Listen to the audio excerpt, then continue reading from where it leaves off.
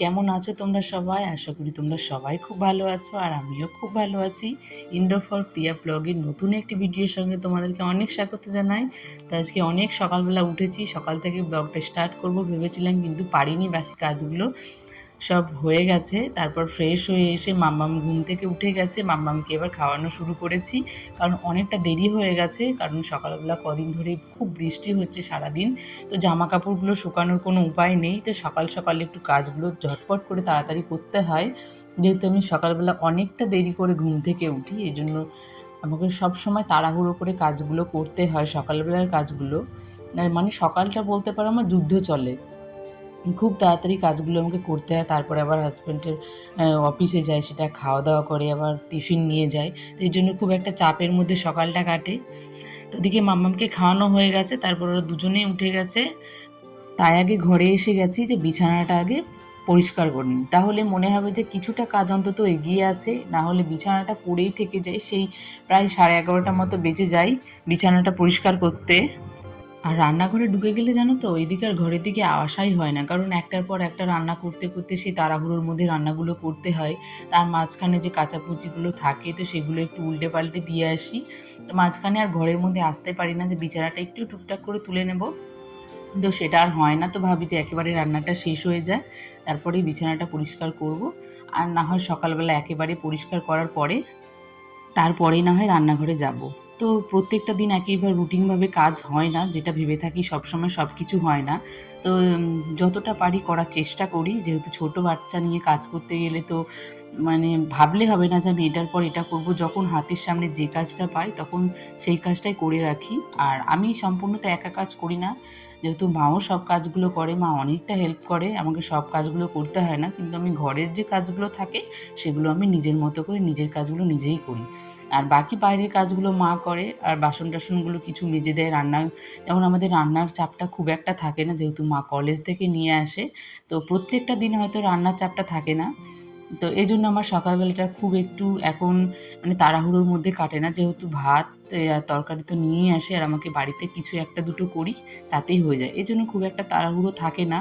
আর কাজ থাকে না বলে আমি সকালবেলা দেরি করেই উঠি, যেহেতু বাসির কাজগুলো তো মা সব করেই নেয়। আর মাম্মাম রাতেরবেলা খুব বিরক্ত করে, ঘুমাতে দেয় না, এজন্য মা ডাকেও না। যে সকালবেলা আমি যখন উঠি নিজের ইচ্ছে মতোই উঠি, আমার যখন ঘুম ভাঙে আমি তখনই উঠে যাই। তো বিছানাটা পরিষ্কার করার পরেই মনে হলো যে ঘরের যে সব কিছু আছে তো সেগুলো একটু মোছামুছিগুলো করে নিই, কারণ রাস্তার সামনে ঘর তো প্রচণ্ড ধুলো পড়ে যায় সব কিছুতে।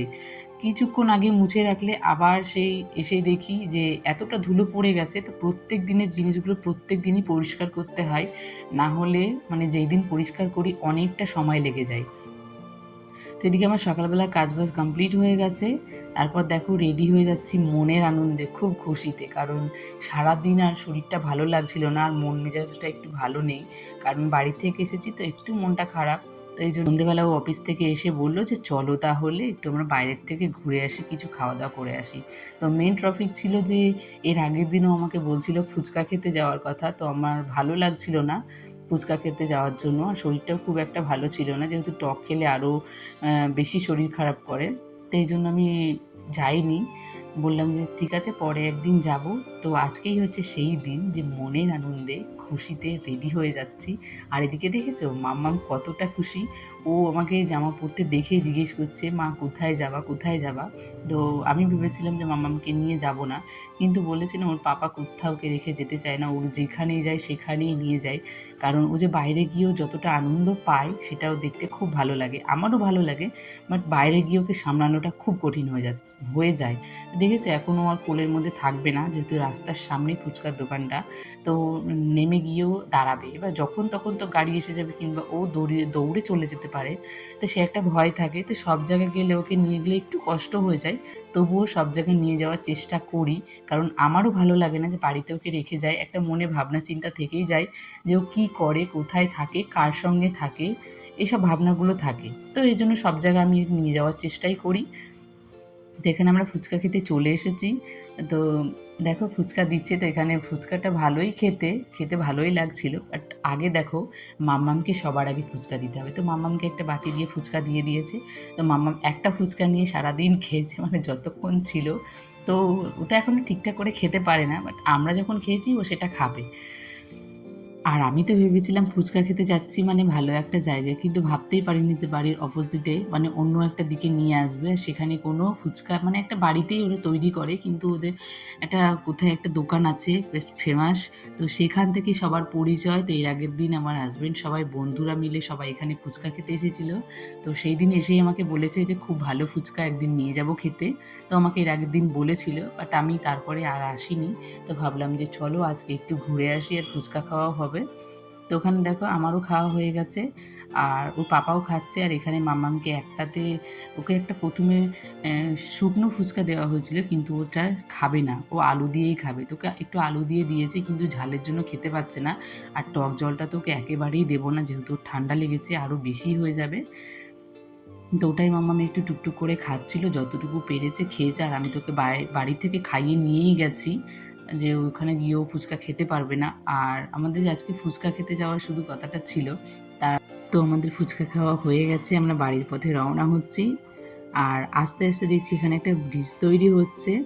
আর তারপরে আবার এসে গেছে আমাদের বাজারে। তো বাজারে খুব একটা আমরা বেশি দূরে যাইনি বাড়ির থেকে, খুব অল্প একটু দূরে, যেহেতু আমাদের বাইকে 5 মিনিটও লাগেনি।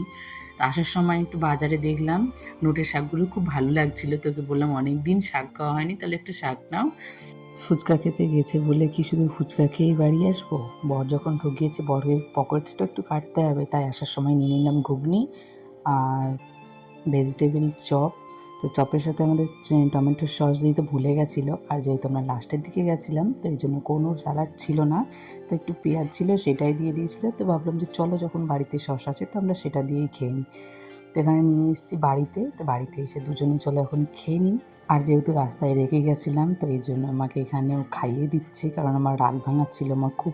কারণটা হচ্ছে ফুচকা খাওয়ার নাম করে আমাকে কোথায় নিয়ে গেছে। তো বন্ধুরা, আজকের মতন ভিডিওটা এখানেই শেষ করছি। ভালো লাগলে প্লিজ একটা লাইক করো আর কমেন্ট করো। আর আমার চ্যানেলে যদি কোনো নতুন বন্ধু এসে থাকো, তাহলে প্লিজ চ্যানেলটিকে সাবস্ক্রাইব করে দিও। আজকের মতো টাটা।